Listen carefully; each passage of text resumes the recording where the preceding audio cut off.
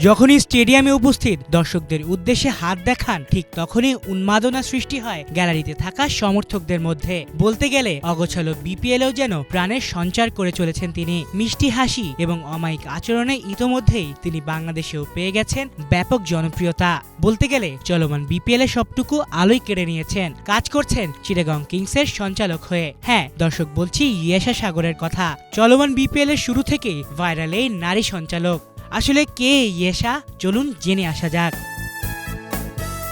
বিদেশি ফ্র্যাঞ্চাইজি লিগগুলোতে অনেক দলই নিজেদের জন্য নারী সঞ্চালক নিয়োগ দিয়ে থাকে, তবে বিপিএলে এর আগে তা দেখা যায়নি। যদিও ইয়েশার জন্য বিপিএলই প্রথম না, এর আগেও বিভিন্ন ফ্র্যাঞ্চাইজি টুর্নামেন্টের সঞ্চালনার দায়িত্ব পালন করেছেন। গত বছর কানাডার গ্লোবাল টি-20 টুর্নামেন্টে তার উপস্থিতি ক্রিকেট প্রেমীদের মধ্যে বেশ আলোড়ন সৃষ্টি করেছিল।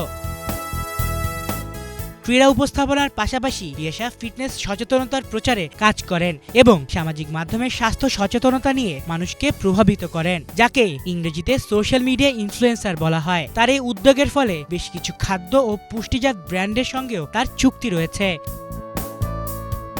কানাডিয়ান মডেল হিসেবে পরিচিত হলেও ইয়েশা সাগরের শেকড় ভারতে। 1996 সালের 14 ডিসেম্বর ভারতের পাঞ্জাবের লুধিয়ানায় জন্ম তার। ফ্র্যাঞ্চাইজি টুর্নামেন্ট ছাড়াও পাঞ্জাবের মিউজিক ইন্ডাস্ট্রিতেও কাজ করছেন তিনি। অন্যদিকে বিপিএলে এবারের আসরের জন্য চট্টগ্রাম কিংস তাদের ব্র্যান্ড অ্যাম্বাসেডর হিসেবে যুক্ত করেছে পাকিস্তানের সাবেক কিংবদন্তি শহীদ আফ্রিদিকেও। Arif Chowdhury, Bangla Vision sports desk.